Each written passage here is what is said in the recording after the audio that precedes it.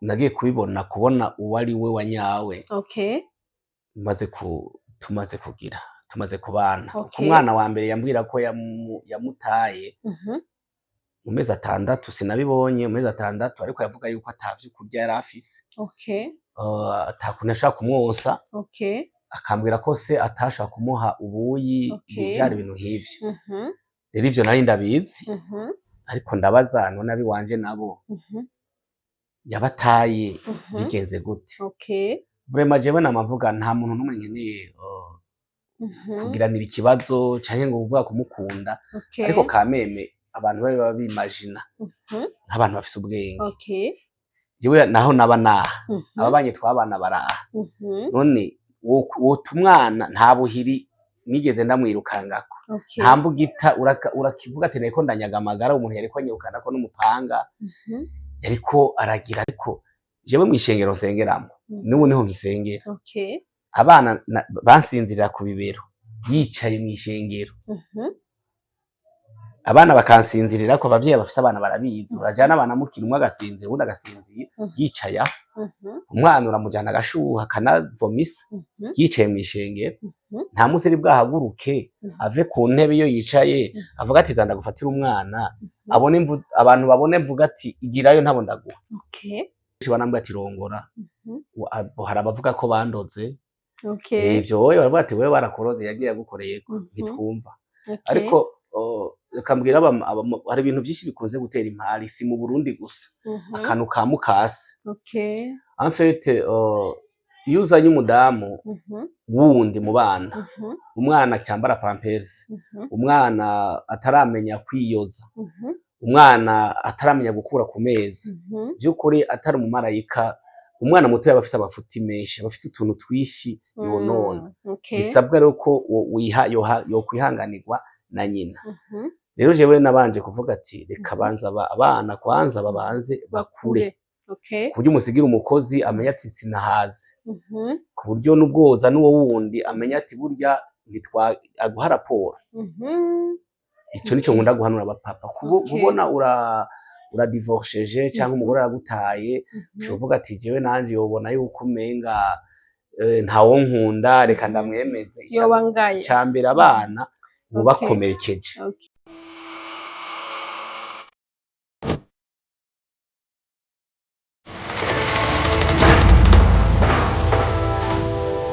Roy TV. Hello bakunzi ba Roy TV ndabaramukije nizere ko mumeze neza aho ari ngaha mu Burundi cyangwa mu byo hanze. Kuri micro muri kumwe na Benishu, kuri kamera turi kumwe na Pasiplo, turi mu kiganiro nawe bivuze kwiki aho nama ndabazaniye abatumire batandukanye aho twoma turabira hamwe ibintu byinshi bigiye bitandukanye. Uyu munsi rero umushobora kwibaza ati muri nawe bivuze kwiki muza kurabira hamwe iki turi neza na neza mu Kanyosha aho bita mu Busoro ni hafi yo mu Busoro kuri Dohon aho turi kumwe n'umupapa mwiza cyane mubona yambaye ashajije haba kuva ku kirato gushika ku ishati vraiment asa neza cyane. Bamwe ndibaza mushobora kuba musanzwe mumuzi abandi nabo mushobora kuba mutamuzi ni uwahoze ari umugabo wa Mimi Mireille umwe asanzwe akina amafilm. No musi rero tuza kurabira hamwe bimwe mu bimaze iminsi bivugwa mu binyamakuru bigiye bitandukanye kuri social media nimba ukurikirana ama social media uramaze iminsi ubona bamwe bavuga aya canke ariya ati mbega yoba Mimi yarimwe uburenganzira bwo kuja kuraba abana. Rero turi kumwe na se w'abana aho aza kuduha umuco kuri vyinshi bigiye bitandukanye tumenya ati mbega bivugwa nivyo canke sivyo. Ariko nawe muri commentaire urafise ico bivuga ko urafise ico wovuga ushobora kuba aho ubaye hari umupapa nawe ushobora kuba yarasigiwe abana aho ubaye mbega reka vyifatamwo gute mbega vya nyavyo araha uburenganzira umuvyeyi ko araba abana canke bimeze gute. Muri commentaire rero urafise ico bivuga ko urafise yaba ari wewe vyagushikiye wovyifatamwo gute nico dushaka muze kudusangiza muri commentaire. Ariko imbere ko twinjira mu kiganiro baza kwifuza kumenya mbega amazina yawe yitwa nde imbere ko tuganira reka ndamusabe yidondora abakunzi bacu ba Roy TV. Turakwakiriye muri Roy TV. Murakoze cyane. Okay, amazina yawe kwita nde? Nitwa Niyongabo Jean Claude. Okay, Niyongabo Jean Claude afise abana bangahe abahehe nkuko nabibabwiye naho ndi mu Kanyosha ushaka kuduha umwidondoro ukwiye kugira ngo abakunzi bacu hari abashaka kuba bakuzi abagenzi bawe n'abandi bamenya ati ni Jean Claude wahe. Bo ni Jean Claude, Okay. ni umupapa, Okay. umupapa mfise abana babiri Okay. abahungu, Mhm. mba mu Kanyosha, Mhm. hepfo mu Busoro. Mhm. Ndashima Imana nibaza ko bikwiye. Okay. Tugushimire cyane kuramukije abakunzi bacu ba Roy TV.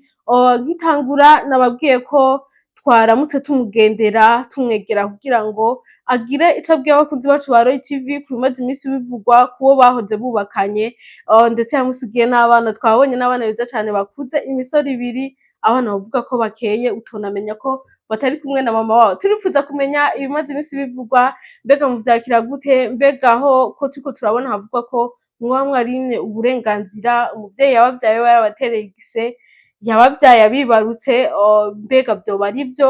Mwoshobora kuduha umuco bimeze gute? Murakoze. Okay. Maze iminsi ndungikirwa sinzi ngira muyita link, Okay. amalink Okay. n'abantu batandukanye, bivanye rero n'ivyo umuntu aba ariko arirukangamwo. Sinzi ko ari umujournaliste wo mu Rwanda twa Scovia niwe yigeze kuvuga ati gute umara umwanya munini ku rubuga. Okay. Jewe ko ndarumaraho ndi ku kazi, we biba bimeze gute? Rero bivanye n'akazi nkora, Okay. hanyuma ntabaye interested yo kuja ku mbuga nkoranyambaga bumenyi, Okay. ariko barabindugikira, narabibonye cane cane uwitwa Eric Nyandwi. Okay. Avuga cane ko avugana umubabaro udasanzwe wuko umuvyeyi yokwakwa uburenganzira bwo kuraba abana. Okay. Mbo maze kubiraba, jewe umuntu wese yogira ico avuga kucerekeye urya muntu ntagomba kugarukako. Okay. Sinigera mbabara, mba namutahura. Okay. Yawe uwantuka muri komanteri ndamutahura, Okay. uwuvuga ko ndi mubi ndamutahura kuko ndamuzi bihagije. Okay. Narasomye amakomanteri make bariko bavuga ati ururimi rw'umwe rukamayera. Nivyo. Okay. Hariho umuntu ashobora kuvuga ikintu nk'ukuri nkawe. Okay. Nk'ikigongwe yaba mvuze imbari Eric Nyandwi canke n'abasa nkawe. Okay. Ico kigongwe naye narakize kukigira kinarushirije. Okay. Bivanye ivyo nariko ndumva. Okay. Bivanye ivyo nariko ndumva. Rero kuko utaba ufise amakuru ufata ibintu nk'ukuri. Okay.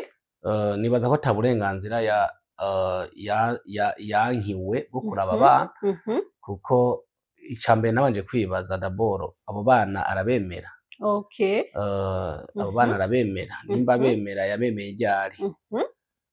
Kuko nimbaza yuko mu biganiro nakoze canke avyo yivugira wewe ubwa mbere, ndiko ndandika ku ma Facebook mvuga ati yemwe Muragabe uwo muntu nubwo mumwita inkumi ni umugore imbere y'amategeko, afise abana. Mbere yarishura amakomanteri avuga ati ufise ivyemeza? Kuko amafoto y'abana yari yagiye yatwaye, bisa nk'ibimenyetso bifatika yari yagiye abijanye. Rero je nibaza ko abana abemeye mu nyuma, ageze aho bavuga ko mu nyuma. Kandi nzi abamenyesha amakuru rimwe na rimwe mpora ndamwumva aragenganira n'umwe bamwe muri mwebwe ko mbere ko mukora ibiganiro mubanza kubabaza. Rero benshi yarababwira ati ikintu c'abana ntimukimbaze, ibi n'ibintu tubivugeko. Rero arinze yemera ivyo vy'abana ce kubaraba bivanye yuko vyoba vyamaze kuja habona. Bamwe baravuga ati bagiye kwitura ubutungane, bagiye kurondera abavoka. Nukuri novuga ati wari yavyumviriye, novuga ati Imana imuhe umugisha nimba yabivuze vy'ukuri bivuye ku mutima, yumva akababagwe k'umuntu bariko arahohoterwa. Yari yumviye ikintu ciza. Sinigeze ndamwumva nabi. Ariko ndagenda ndababwire yuko ikibazo ciwe canke cacu carashitse imbere y'ubutungane. Wanagomba mbere nije natanguye kuvuga ati yewe ntagiye muri ibi na biriya kugira widagadure neza. Nta kuntu wobanza ugasinya divorce comme ça hama ivyo vyo kuvuga yuko uwahoze kuko nk'ubu bariko baravuga ngo uwahoze ari umugabo wa Mimi ni uwahoze mu mitima ariko mbere y'amategeko aracari akinyanditsweko rero narabwiye ati ntako twovana kuko wavuze ko tudakwiranye ukandika amakete ndamuhamagara aho bihera mu bahuza baratwumvira baraturungika muri sentare kuko sentare niyo ijejwe kuraba ivy'abana nuko bashobora kubatandukanya hama baduha icegeranyo nga baduha nka 2 semaines kugira ngo bashobore kwiga ikibazo nyezina tange n'amaproof kuko kuri Facebook je nibaza ko ari gushusha imbuga nibaza ko atamanza zitumva zaciriwe kuri Facebook canke muri social media ibintu nk'ivyo ico gihe rero twari turindiye kuja muri sentare kugira bidutunganirize kuko ibibazo yabazwa ntabwo ashaka kuvyishura abitomoye cyo kimwe n'ubu unye ndibaza nta n'umuntu wese ndigera numva namubajije nabo mu Rwanda numva ari ahubwo bananamubaze uzo mukoje iganira mubaza ati mbega uwo mugabo mwaragize divorce kuko mu gihe uriko urakora ibintu wanditswe ku mugabo w'umuntu ukitwara uko mbona witwaye cyemara mbona n'abana sinda ntitunabiganiraho abana mu kintu tega tuvuganaho n'ikintu cya nyina mugabo urabona umwana arakwaka telefone akina amaje agiye abona abo yifotojanije kuko abavyeyi banyumva barabizi abantu bamaze kugira abana umwana w'umukobwa canke w'umuhungu mu gihe nubwo yohura n'uwitwa musaza we canke mu mashuti agasa nk'umusomyi abana babapfuhira abavyeyi mwanifotozanya ubona umwana ari ukuntu nyene atabiguwe neza rero burya abantu ubwo batavuga baraja ku rubuga bagasanga uwo twokwita ngo ni nyina gasanga hari amaposteri atabereye umuvyeyi rero abana urabona yuko nyene bibababaje sinigeze ndanababwira mbere ngo ntunamuramutse mugabo bivanye n'ivyo babona bo nyene birabababaza bo ngiruka ku ijambo rero wewe aho kurindira sentare kuko yarabona yuko atacaro nkayireguza muri commentaire benshi baravuze ati ntabanga kandi ndabumva mugabo hari ibintu vyinshi ntashaka gushira kuri social media ciwe ndashize ibintu kuri Facebook ibintu bisanzwe biriko ariko ibintu bijejwe kuraba n'ubutungane bituma boca urubanza ndateza kuvyerekana aho bitegerezwa kuja rero bivanye n'ivyo yabona ati uyu muntu haja muri sentare ntaco nza kuhakura wewe habwo yaciye yiruka ati reka nirukire mu gipolisi acaja muri ENAPO barampamagara yari yababariye ndagenda nditaba jewe nta majambo menshi nigeze mvuga navuze ati nari kuko nari mfise ama message nari mfise amafoto hari ivyo bashobora kuvuga hari amazina ntagomba nubwo yitwa canke yobayo mba ntifuza kuya pronounce uko biri kose ibiganiro dukora cyo twakoze nategeza kuba gutiratasiyo kuko mu gihe wokwita umuntu izina adafise udafise proof cyane cyane imbere y'ubutungane vyohano rero naba mfise ibintu bigaragaza ko ivyo mvuga ndabifitiye ubuhamya rero nafashe amafoto apana aya yo mu mafirme kuko ari byo bavuga ati binakazi hari ibindi bitarakazi ntashimye gushira habona mu bimenyetso bifadika ndavyereka abajejwe ubutungane barumirwa cane ndibuka ko abahazi muri ENAPO haba hari abamama batandukanye bafite ibibazo bitandukanye bose bahindukiye bamutuka bavuga ati urateye isoni twe dufise ibibazo nawe kumbe nuko uvuye muri ENAPO abazi by'amategeko barabumviriza bafite aho bagera urubanza baca barusunika muri parike barujana muri parike ico kibazo c'abana yarakivuze muri ENAPO baramubwira bivanye n'ivyo babona avuga ati ntabwo ivyo ndabivuga ndavyemanga mfise proof ntashaka kubeshera abajejwe ubutungane kuko navyo mu bihanirwa baramubwiye ati wewe nta burenganzira woronka ubu bwo kwirirwa n'abana kuko bivanye n'ivyo bariko barabona. Okay. Ko umuvyeyi, kwita umuvyeyi burya si ukuvyara, Okay. kwita umuvyeyi ni ukurera. Jewe nubwo mfise abana b'abahungu hari uko ntashobora kwicara, ko mfise abana b'abahungu hari ibintu telefone, hari umwanya, hari ibintu ntashobora kurabira kuri telefone nubwo ntubabihamagaye, ndashaka kureka avuga ati ahantu sinja kuri Facebook komisa ko ndi kumwe n'abana, hari ivyitamo murabizi.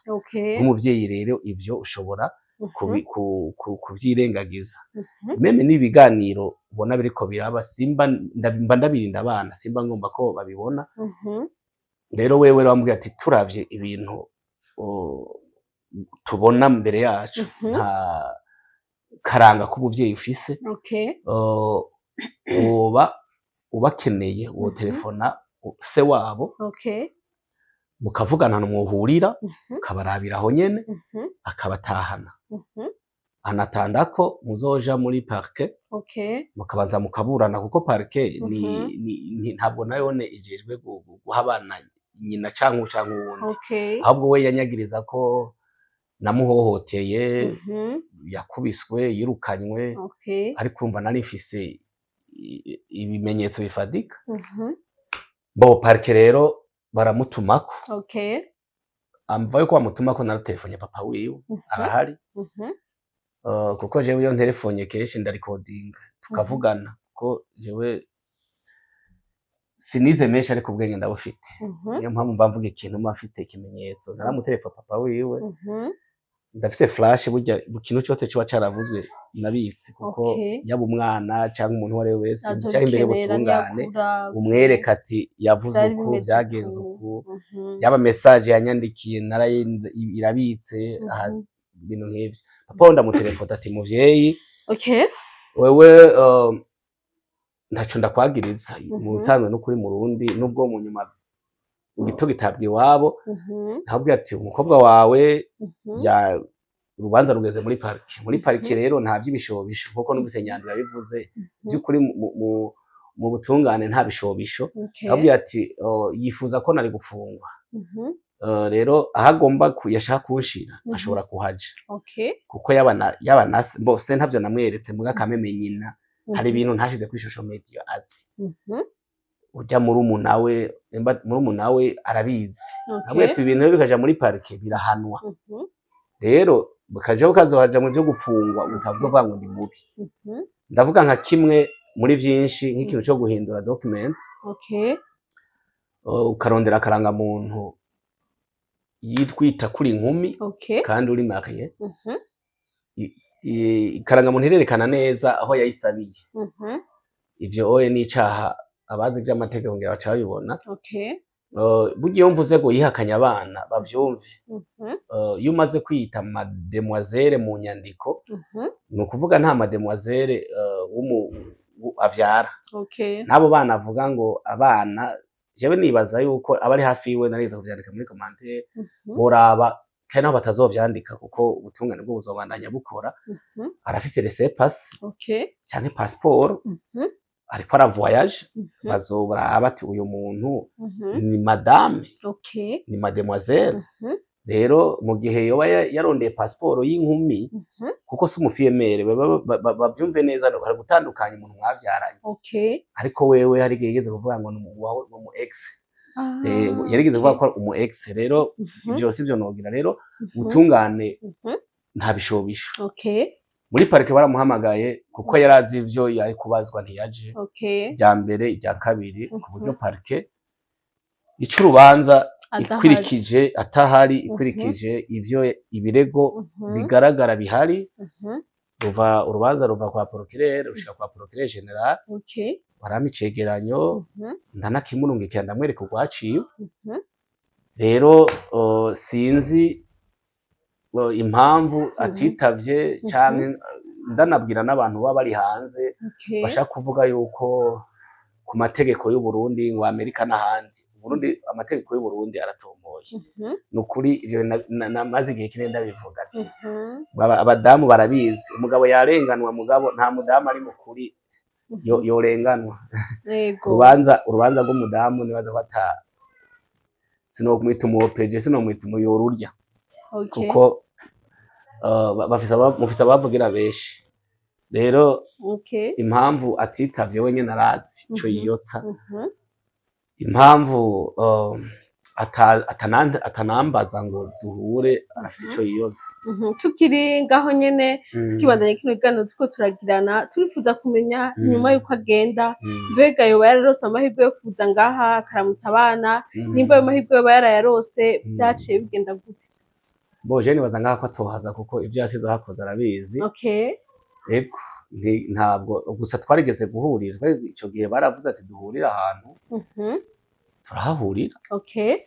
Turahahurira kandi anamubwira ati jewe ivyo namye navuga abana abazi vy'amategeko kuraba abana yabataye umwe afise ntiyebwa kwize umwaka. Okay. Nabo sindimuka narase kwimuka ndacyaraha kuko ababanyi barabizi. Rero je sinumva umuntu yasize umwana w'umwaka agiye kumva yuko yomukumbura mu myaka 6 imyaka 7. Umuto yafise imyaka 7 mukuru arenza wita. Hama ikindi none ko afise umukobwa ruguru. Kandi ivyo byose babayeho neza gusonda biwanje. Je nama nibaza ati none yotangura kwegeranya ahereye hasi canke yohera wewe divorce yarabaye. Rero nibaza ko ariko ahenda abantu canke abantu nyene bababaye kuba batabaza ukuri. Ariko ico nobwira abantu vy'ukuri umaze kwiyandikira ko udakeneye umuntu mwovana mu mategeko kuko ico kibazo barakimubajije guhera mu bahuza barakimubaza muri enapati none ntumukunda ntagukunda muvane kace ntiyishura. Ivyo ariko ndavuga nibaza ko abapeji bahari cegeranyo banditse abahuza kirahari. Rero wewe hari ivyo yari yarategekanije n'abo bantu biwe ivyo sinotinya kubivuga niko kura ati uyu muntu bazomukorera ko bazonyica naragombye kwicwa kenshi bazonyica hama arekipere ivyo ntunze n'abana kuko umuntu wese afise ubwenge yo kwibaza umugabo ntumushaka ntimukwiranye waravyanditse koma udatanga divorce. Nuba ari mu Rwanda ndeka ndanamubwire burya ashobora kwandika kavuga ati jewe uyu muntu ndamurekuye jewe ndibuka igihe nari South Africa narigeze kuzana umugabo yarandikiye ibaruwa umugore shaka ikashi barayitwara muri sentare divorce rap ivyo woho biranoroshe ntuzirahari. Hama kibe amaze gusinya divorce nibaza ko abana sindi muri Amerika mvuye ngo niko ndabahemerwa abana ni consommation ariko nezerererwa. Tukiri ngaho nyene tukibandanya kino kiganiro cacu hari n'ayandi makuru agiye atandukanye musa nkaho waciye ko gato ariko tutarose umuco ari namwe ariko aravuga ku mbuga zigiye zitandukanye ko yoba ari urugo rugira kabiri. Turifuza kumenya mbega ico gihe mwabana mwari muzi ko avuye mu rundi rugo mwaravyakiriye turashaka naho nyene mu umuco. Bo nari ndabizi. Ndabizi nico gituma navuze ati nta muntu numwe yontuka cyangwa umuvugira no blaming ko uburyo yanje ko asigurira numva ko bitahuritse ico kimwe uko ariko atahura ibindi. Rero nagiye kubona uwari we wanyawe tumaze kubana. Umwana wa mbere yambwira ko yamutaye mu mezi 6 sinabibonye mu mezi 6 ariko yavuga yuko atavye kurya yari afise atakuntu ashaka kumwosa akambwira ko se atashaka kumuha ubuyi bijari ibintu nk'ivyo. Rero ivyo nari ndabizi ariko ndabaza none abi wanje nabo yabataye bigenze gute. Vraiment jewe namavuga nta muntu numwe nkeneye kugiranira ikibazo canke ngo uvuga kumukunda ariko kameme abantu babe babimagina nk'abantu bafise ubwenge. Jewe naho naba naha ababanye twabana baraha none wotumwana nta buhiri nigeze ndamwirukangako nta mbugita urakivuga ati niko ndanyaga amagara umuntu yariko anyirukana ko n'umupanga yariko aragira. Ariko jewe mwishengero nsengeramo n'ubu niho nkisengera. Abana bansinzirira ku bibero yicaye mwishengero abana bakansinzirira ko abavyeyi bafise abana barabizi urajana abana mukira umwe agasinzira ubundi agasinzira yicaye umwana uramujana agashuha kanavomisa yicaye mwishengero nta munsi ari bwahaguruke ave ku ntebe iyo yicaye avuga ati zanda gufatira umwana abantu babone mvuga ati igirayo ntabo ndaguha. Ivyo nta byabaye. Niyo mpamvu urumva bareke ku hari ibintu mu butungane ko tutari mu butungane niko kuri ibintu vya filme, ibintu vya muziki, ibintu vy'imipira wanagomba nubwo ntagira hari ibintu vy'ibimazi bitangwa kugira ngo umenyekane. Rero ivyo narabivuze kuva mbere kugira ivuga ati yanka abana arafise ivyo yari yasabwe. Tukiri ngaho nyene tukibandanya kino kiganiro cacu nawe bivuze kwiki murafise ico mwivuga ko muri commentaire, murafise ico guterera kandi muriko murumva ukuri nyakuri. Tukiri ngaho nyene imbere ko turangiza ikiganiro cacu turifuza kumenya hari abariko baradukurikira baba badamu canke abagabo bashobora kuba barashikiwe n'ico kibazo ugasanga n'umupapa nawe yarasigiwe abana canke n'umumama nawe vyagenze uko nyene umugabo yaramusize mu nzira agenda, aho ugasanga uno musi abana bariko baragira ibibazo ariko twabonye abana baba baravyibushe basa neza bari kuri ordre babwiye ikintu barumva, ariko ugasanga muri abana bakuze muri ubwo buryo ntibaronka amahirwe yo kubaho neza. Abavyeyi usanga baridroze mbere basigaye bagenda mu busambanyi w'umuntu w'umugabo, umukobwa wese bahuye, umugore wese bahuye, nubwo bamubwira ati rongoza n'uwundi mugore ugasanga ubwiwe ntari stable. Turifuza kumenya ico wakoresheje kugira ngo abana bagume ku rutonde mu gihe mama batari hafi, nico nawe wakoze kugira ngo ugume uri umuntu w'umugabo ntuce wihutira kuzana uwundi mugore. Mbega wabigenjeje gute imbere ko turangiza ugire nk'inama ubwira abakunzi bacu bariko baradukurikira kugira ngo uriko araba muri iyo situation nawe ahave akwigirako? Murakoze. Hari abagabo benshi dukunda kuganira, abagabo baraganira turi muri sona gashingiranire n'intahe. Ico kibazo umbajije bakunda kukimbaza. Burya kuba umugabo canke kuba umumama, kuba umuvyeyi ko bariko barayivuga si ukuzana umuceri n'ibiharage ugashira muri stock. Naranakivuze kwita umuntu umuvyeyi si uko aba yavyaye. Ibanga rya mbere ijambo ry'Imana avuga ngo Yesu canke Yezu ni umugabo w'abapfakazi akaba se w'imfuvyi.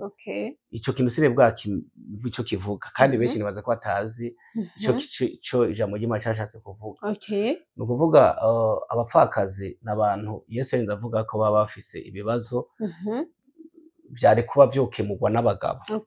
Rero iyo umupfakazi afashe agafata Imana neza akizera Yesu nk'umwami n'umukiza mu bugingo bwiwe, ico akeneye yahora abwira umugabo ati ndakeneye iki agaja mu cyumba canke ahasengera agasenga, Imana irakimuha ikamuha n'amahoro. Rero jewe ikintu ca mbere cantumye ndabishobozwa nabanje ndasenga hama namambwira abantu umuntu wese anyumva nuko ama wibaza ati uvuye ugeze he uri kujahe.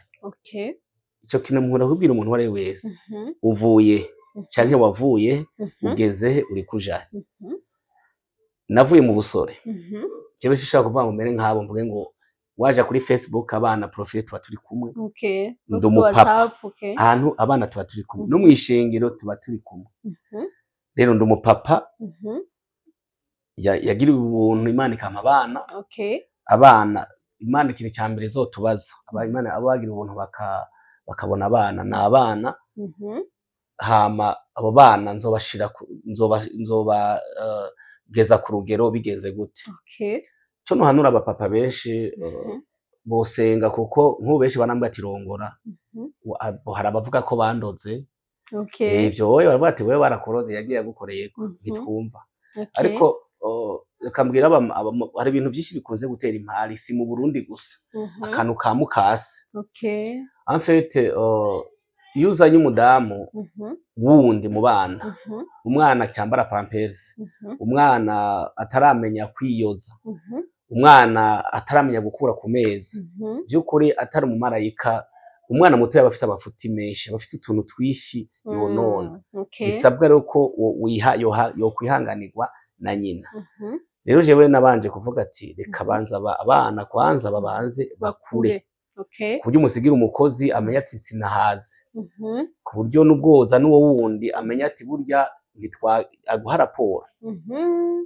Ico nico nkunda guhanura abapapa, kubona uradivorceje cyangwa umugore aragutaye uvuga ati jewe nanje yobona yuko umenga ntawo nkunda reka ndamwemeze icambere abana mubakomerekeje jewe nagira ubuntu umukobwa yarari ngaha naramusohoye naramusohoye mu iteka kandi n'ubiteka ry'ubuvyeyi nari gumanye rero harabuntunga baza ngaha tukabana namambwira n'abagabo nk'umugabo ashobora kuba atunze nk'umuntu mu nyuma akamugira umugore nubwo yogomba akamukwa nagira ngo ubwire abayetse icubahiro gikomeye kuko bajya abana hari ishusho babona mu uwo muntu mu gihe rero uciye uhindura ukagomba kumugira umudamu ni ikintu abana baratangara uba wisha abana ubatangaje rero nukumenya ati hari uwavuze ati gupfa si bibi gupfa nabi nivyo bibi ugapfira umuryango nabi nivyo bibi nubwo womenyekana namambwira abantu nubwo womenyekana ndanamubwira nawe reka ndamuhe na message ndamuhe message umuntu muvukana hari gihe ushaka kuza kwanyeka muvukana nagenda kubwira umuntu muvukana ndafite abo tuvukana iyo umuntu muvukana mukiri kuziko muba arukuntu musabana cyane uba wumva nyene ariko nagenda babwire abamaze kubakizaho barabizi umuntu muvukana abo mugenzi aba inshuti nk'izindi mu gihe umaze kubaka urwawe uje abo tuvukana abashiki bane canke bene wacu arantelefona ati muhira habavye canke mfise ikibazo ndakontribuwa mugabo ikintu cambere niyumvirako nabana rero jewe sinanka gukunda abo tuvukana sino kwakunda umukunda abo muvukana ariko reka ndakubwire nimbura umukobwa we ni warongowe umunsi warongowe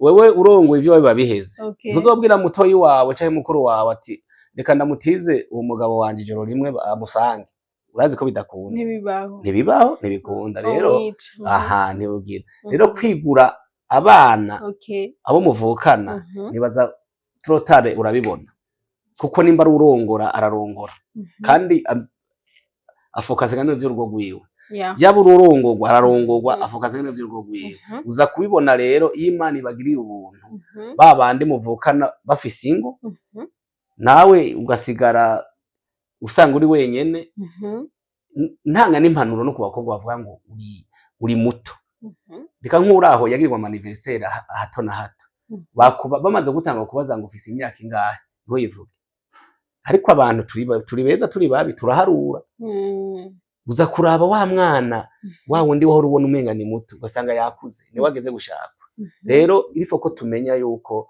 twakuze usiga abantu uko waba basize ubwo mugendane n'abajene reka nkubwize ukuri wogera ukwiyoberanya narabikunze kubivuga impene ntiyoba intama ibikunda uje Claude naho nogoma nkimusha je ngo narabivuze ivy'abasore salon kwa fenda zaho ziri no kwita kwa amabandika amahereni akwita kwa amatatuwaje nkambara ikabutura nkavuga ati ndumusore ariko ntivyo nkura ko ndi papa no gitogera naho basoni imisi 3 imisi 4 hagira umwe amakuru wumva ati urafise abana nanumva n'abantani ndi mu kibanza kitari cyaje rero twemera ico turi Imana bahezagire tugushimire cyane ku kiganiro ciza duhaye n'umuco uduhaye ndibaza amaze imisi bagira amadidane amaze imisi bimvira ati mbega zogenda gute uri umuvyeyi warateye igisa abana babiri hanyuma mu nyuma bakabakwima murumvise ingene bimeze umuco barawuduhaye ukuri kuragiye ahabona ndabashimire cyane rero namwe bakunzi ba Roy TV abataragira subscribe shimire cyane na cameraman Pasiplo yatumye amatwi n'amasanamu bidushikira bimeze neza cyane au revoir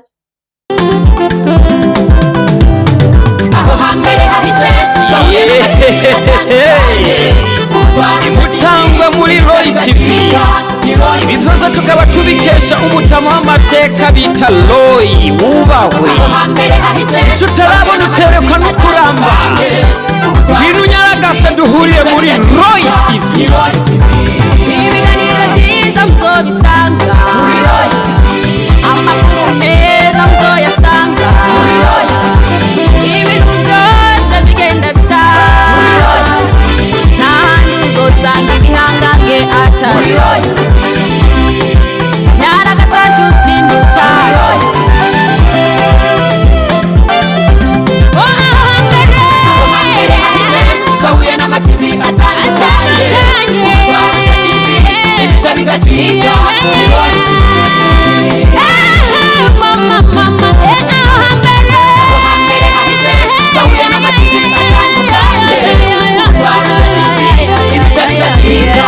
Royal TV.